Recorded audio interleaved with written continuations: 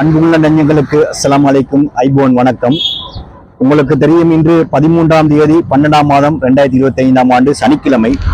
சரியாக நாங்கள் காலை 7 மணிக்கு கிண்ணியா வைத்தியசாலைக்கு முன்பாக இருக்கிறோம். கிண்ணியா வைத்தியசாலை என்பது 1 லட்சத்துக்கும் மேற்பட்ட மக்கள் வாழ்ந்து கொண்டிருக்கும் இந்த கிண்ணியா பிரதேசத்தை மட்டும் நம்பி இல்லாமல் அதை அண்டிய ஊர்களில் வாழும் மக்களும் இந்த வைத்தியசாலையினால் பயனடைந்து கொண்டிருக்கிறார்கள். அப்படி பயனடையும் சந்தர்ப்பத்திலே எந்தவித பயனும் இல்லை என்று சொல்லக்கூடிய அளவுக்கு இந்த வைத்தியசாலையில் பற்றாக்குறைகள் ஏராளமாக காணப்படுகின்றன. எல்லா வகையிலும் பற்றாக்குறையை எதிர்கொண்டு கொண்டிருக்கும் இந்த வைத்தியசாலை இன்று ஒரு வரப்பிரசாதத்தை, அதாவது திருகோணமலைக்கு விஜயம் மேற்கொள்ளும் ஜனாதிபதி அவர்களை இந்த வைத்தியசாலைக்கு அழைத்து வந்து, அதாவது கிண்ணியாவை பிரதிநிதித்துவப்படுத்தும், கிண்ணியாவில் இருக்கும் அரசாங்கத்தின் ஆதரவாளர்கள், அரசாங்கத்தை பிரதிநிதித்துவப்படுத்தும் பிரதிநிதிகள் இருக்கிறார்கள்.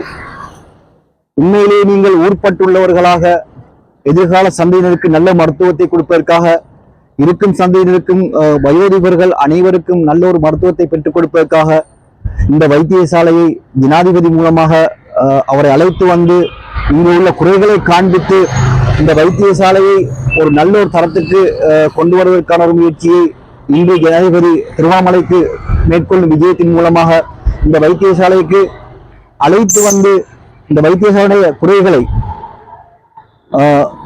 உண்மையிலேயே வெளிச்சம் போட்டு காட்டி, எத்தனையோ பிரச்சனைகள் நடந்து கொண்டிருக்கின்றன, எத்தனையோ குறைகள் நடந்து கொண்டிருக்கின்றன. உங்களுக்கு தெரியும், ஒரு மையத்தை, ஒரு ஜனாசா விழுந்து விட்டால், உதாரணத்துக்கு இரவையில் ஒரு ஜனாசா விழுந்து விட்டால் அந்த ஜனாசாவை கொடுக்கும், அதாவது ஒரு ஆக்சிடென்ட் மூலமாக அந்த ஜனாசாவை பாதுகாப்பதற்குரிய ஒரு கூலர் இல்லாமல் கடந்த ஒரு கிழமைக்கு முன்பாக ஒரு ஜனாசா 4 நாட்களாக அலைக்கழிக்கப்பட்ட சம்பவங்கள் உங்களுக்கு தெரியும், கிண்ணியா வாழ் மக்களுக்கு புரிந்திருக்கும்.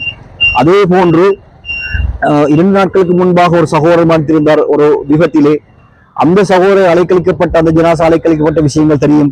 இது போன்று கூலர் மட்டுமல்ல, கர்ப்பிணி தாய்மார்கள், நிறைய அநேகமான நோயாளிகள் இப்படியான பிரச்சனைகளை எதிர்நோக்கி கொண்டிருக்கிறார். ஒரு சின்ன ஒரு டெஸ்ட் எடுப்பதற்காக, ஒரு பரிசோதனை மேற்கொள்வதற்காக தூரடங்களுக்கு, குறிப்பாக மட்டக்களப்பு, யாழ்ப்பாணம், அன்றாபுரம், கண்டி போன்ற பிரதேசங்களுக்கு அனுப்பப்படும் ஒரு துருப்பாட்டியில் இருக்கிறது இந்த வைத்தியசாலை. அனைத்து விதமான பரிசோதனைகளும் இந்த வைத்தியசாலை மேற்கொள்ளப்பட வேண்டும். குறைந்தது அவர்களின் அடிப்பட்ட பிரச்சனைகளாக நிவர்த்தி செய்யக்கூடிய அளவுக்காகவும் சரி இந்த வைத்தியசாலை மேம்படுத்தப்பட வேண்டும் என்ற ஒரு உயரிய நோக்கத்தில் இந்த கிண்ணியாவாழ் சமூகத்தின் சார்பாக நாங்கள் இப்பொழுது இந்த வைத்தியசாலைக்கு முன்பாக இருந்து பேசிக் கொண்டிருக்கிறோம். அத்துடன் இன்று திருகோணமலைக்கு விஜயம் மேற்கொள்ளும் ஜனாதிபதிகளை கண்டிப்பாக இந்த என்பிபி பிரதிநிதிகள் உங்களுக்கு தான் முடியும், அவர்களிடம் டிரெக்டாக பேசி ஊர்பற்றுள்ளவர்களாக, அல்லாவுக்காக, இறைவனுக்காக வேண்டி அவர்களை அழைத்து வந்து இந்த வைத்தியசாலையிலே இந்த வைத்தியசாலை குறைபாடுகளை எடுத்து சொல்லி, பெரும்பாலும் அந்த குறைகளை நிவர்த்தி செய்யக்கூடிய தன்மையை உருவாக்குங்கள். அல்லாஹ் உங்களுக்கு இருவத்தில் வெற்றியை தருவான் நிச்சயமாக இந்த மக்கள் சார்பாகவும். அத்துடன் இந்த பிரதான வீதியை பாருங்கள். இந்த பிரதான வீதியும் வாகன போக்குவரத்துகளுக்கோ அல்லது இந்த சன நெரிசலுக்கோ போதுமானதாக இல்லை. அது நாங்கள் கேள்விப்பட்டோம். 2027ஆம் ஆண்டு பெரும்பாலும் நடைபெறப் போவதாக கேள்விப்பட்டிருந்தோம் இந்த வீதி அபிவிருத்தி.